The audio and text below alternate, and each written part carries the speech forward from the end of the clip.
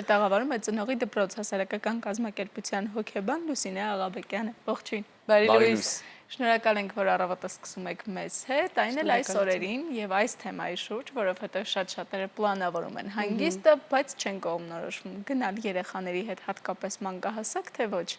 Կա արդյոք հստակ եւ մեկ պատասխան, թե չէ։ Ցավոք հենց մեկ պատասխան չկա, գուցե նաեւ բարեբախտաբար, որովհետեւ իրավիճակները շատ տարբեր են։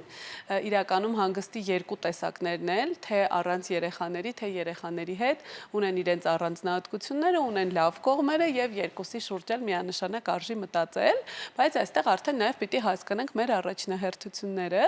Շատ կուզենայի, որ ամեն դեպքում չելնենք այն դրույթից, որ երեխաների հետ հնարավոր չէ հանգստանալ կամ վայելել։ Իհարկե կա կատակ, որ ասում են ծնողները չեն հանգստանում, ծնողները հոգ են տանում երեխաների մասին այլ քաղաքում, հասկանում եմ, որ դրա մեջ իհարկե ճշմարտության որոշ էլեմենտներ կան, բայց ես վստահ եմ, որ երեխաների հետ հանգիստը ունի նաև շատ լավ կողմեր, երեխաների հետ կապը ամրապնդելու, նրանց հետ հարաբերությունները ել ավելի առողջ դարձնելու, ընտանեկան դրական հիշողություններ ամբողջ տարվա հավաքագրելու առումով, ուստի կարծում եմ վախերը կարելի է դնել մի կողմ, ճիշտ նախապատրաստվել ու կազմակերպել հանգիստ նաև երեխաների հետ։ Այսինքն պետք է դոմինանտել ավելի հոգեբանական կողմը, քան ֆիզիկականը, որը գուցե ավելի հոգնեցուցիչ լինի, բայց հստակ լավ, ինչ եք դուք առաջարկում։ Սկսում ենք մտածել ճամփորդության մասին, դե առաջնահերթությունը գալիս է իրերը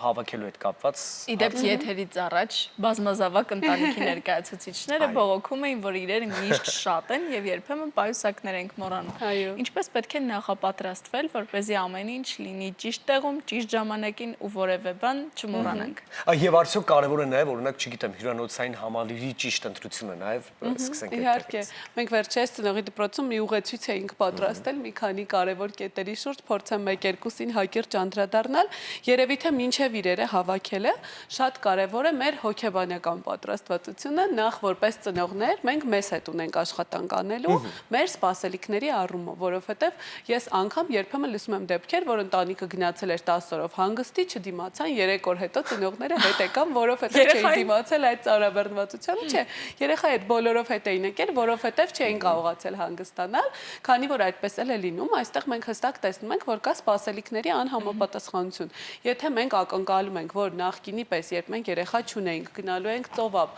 հանգիստ պարկելու ենք, գիրքը վերցնելու ենք, 2-3 ժամ արևայրուք ենք ընդունելու, այո, ինչ խոսք, հավանաբար 2-3 երեխաների հետ դրա հավանականությունը մի քիչ փոքրանում է, բայց փոխարենը գալիս են այլ ակտիվություններ, որոնք նույնպես կարող են լինել նաև ծնողի համար հաճելի, միասին ավազներով ինչ-որ բան պատրաստել, միասին լողալ, միասին վայելել պաղպաղակը, մրգերը եւ այլն։ Ուստի այստեղ եթե մենք մեր սպասելիքները մի փոքր իջեցնենք, հա, իրատեսական դարձնենք, հասկանանք, որ այս տարբերակը չի լինելու, նախապես դրան տրամադրվենք, փոխարենը լինելու են այսինչ դրական կողմերը, մեզ այդ դեպքում ավելի հեշտ կլինի եւ երեխաներին էլ կարիք ունենք հոգեբանորեն պատրաստելու, երեխաները անպայման նախապես պետք է իմանան ուր ենք գնում, ինչի համար ենք գնում, ինչ ենք այնտեղ անելու, եթե տարիքը ու իրենց հնարավորությունները թույլ են տալիս, իրենց էլ ներգրավենք մեր ծրագիրը կազմելու գործընթացում ու անպայման նաև իրենց համար ակտիվություններ նախապատրաստենք։ Եթե գնում ենք Եվրոպա ու ուզում ենք 2-3 ժամ անցկացնել որևէ շատ հայտնի թանգարանում, էլի բնական է, որ երեխան կարող է այդ ամբողջը 6-7 րոպեում նայել եւ շատ արագ ձանձրանալ։ Ուստի մենք կարիք ունենք իրեն մի քիչ նախապատրաստելու, իր համար ինչ որ ակտիվություններ այնտեղ մտածելու, շատ թանգարաններում հենց երեխաների համար հատուկ ինչ որ բուկլետներ, հատուկ անձնագրերի նման ինչ որ բաներ են տալիս, որով իրենք սկսում են ինչ որ բան որոնել եւ այլն։ Այսինքն միշտ մենք մեր ծրագրին զուգահեռ պիտի հիշենք, որ այնտեղ կա երեխա, ում նույնպես պետք է լինի հետաքրքիր։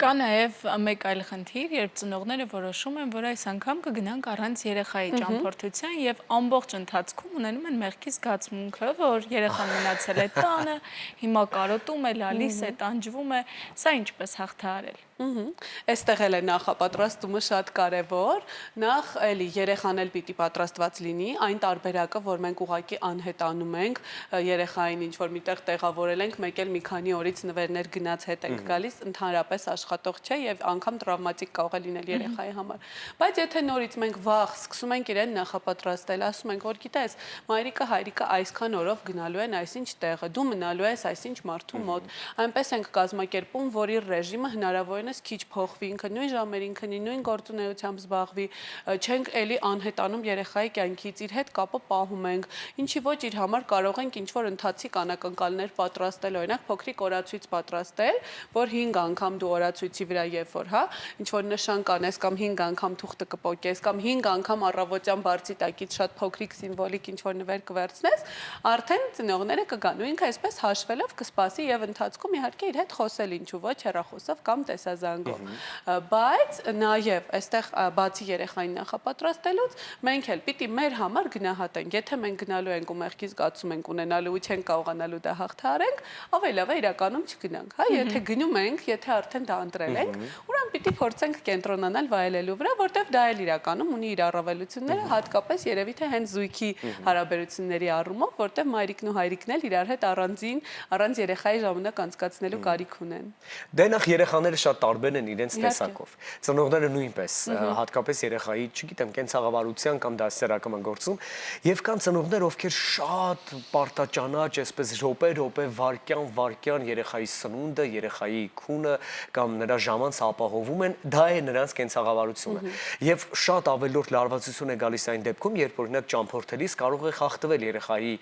ռեժիմը կապված նրա սնվելու հետ կամ քնի հետ, այս դեպքում ինչ անել, որպեսզի լարվածությունը մի փոքր թուլացնել եւ հասկանալ, որ բոլորս են գնացել հանգստի եւ բոլորս ինչ որտեղ կարող ենք թեկուզ լավ իմաստով տուժել, եթե խախտվում է մեր օրվա ռեժիմը բոլոր առումներով ունի։ Շատ դիպուկ նկատառում էր, որ մի փոքր ճկունություն կարիք ունեն երեխաների հետ ցուցաբերելու արձակուրդի ընթացքում։ Որոշ բազային բաներ կարևոր է պահել հատկապես սկզբի օրերին, օրինակ քնի ժամերը եւ մի քիչ ավելի ծանոթ սնունդ երեխային տալը կարող է օգնել հարմարման առումով, որպեսզի երեխան հենց առաջին օրը չսկսի այսպես շատ տարբեր բազմազան բաներ սնվել եւ դրանից առաջանան ինչ-որ խնդիրներ։ Բայց մնացած առումներով, օրինակ նույն էկրանների օգտագործման, օրինակ, չգիտեմ, թեկուզ քաղցրը մի փոքր ավել թույլ տալու կամ չգիտեմ, խաղին մի քիչ ավելի շատ ժամանակ տալու մասով, գուցե եթե ամառ է, անում են ինչ-որ առաջադրանքներ, այդ առաջադրանքները այդ օրերին մի կողմ թողնելու մասով, միանշանակ արժի լինել ավելի ճկուն եւ երեխային ցույց տալ, որ մենք կարող ենք նաեւ այսպես մի քիչ խախտել մեր կանոնները եւ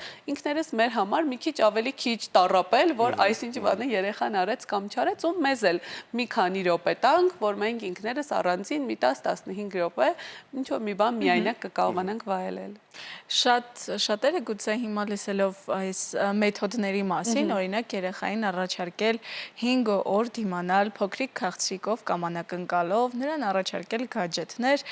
կարծում են եւ շատ հաճախ նաեւ բարձրաձայնում, որ սա երեխային կաշառելու միջոց է։ Արդյոք դա այդպես է, թե ինչպես օրինակ մենք մեզ թույլ ենք տալիս երբեմն շատ գործերից հրաժարվել հանգստի պահերին, դա էլ երեխաների գործերն է, որից կարող են հրաժարվել։ Իրականում կաշառքի նման հնչեց այս պահին, բայց ձևակերպումը մի փոքր այլ էր, հա, այդ օրացույցի մասին, որ պատմում էի, այդ փոքրիկ սիմվոլիկ նվերը կարող է ընդհանրապես քաղցրի կամ էկրանի ձևով չլինել, դա կարող է իր համար փոքրիկ ինչ-որ անակնկալ լինել, որը զուտ իրեն տալիս է դրական զգացողություններ, մինչև որ ծնողները կհասնեն, բալանսավորում այո, սովորաբար մենք կաշառքի տարբերակը դրական ծնողավարման մեջ ընդունելի չենք համարում, իսկ երկրորդ միտքը գadgetների հետ կապված նրա մասին էր, որ կարող ենք մի փոքր վերանայել մեր սահմանափակումները, էլի դա չի նշանակում, որ երեխան 24/7 պետք է լինի էկրանների առաջ, բնականաբար դա պետք է լինի ընդունելի եւ առողջ սահմաններում, պարզապես այսպես մի փոքր ավելի ճկունություն ցուցաբերել, հաշվի առնելով, որ եւ երեխաները եւ մենք մի քիչ հանգստի կարիք ունենք։ Շնորհակալ ենք անչափ ձեր խորհուրդների համար, վստահ ենք, թե մեզ, թե մեր հեռուստադիտողներին պետք կգան ամռան ընթացքում եւ ոչ միայն ամռան ընթացքում, որովհետեւ գոնե Հայաստանում դուք կարող եք ճամփորդել երեխաների հետ,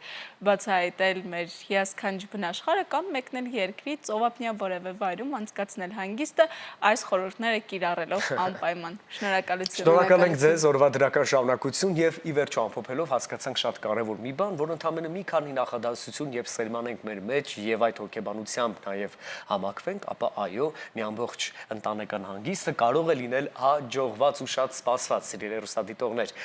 Շնորհակալ ենք ձեզ եւս մեկ անգամ օրվա դրական շարունակություն, մենք շարժվում ենք առաջ։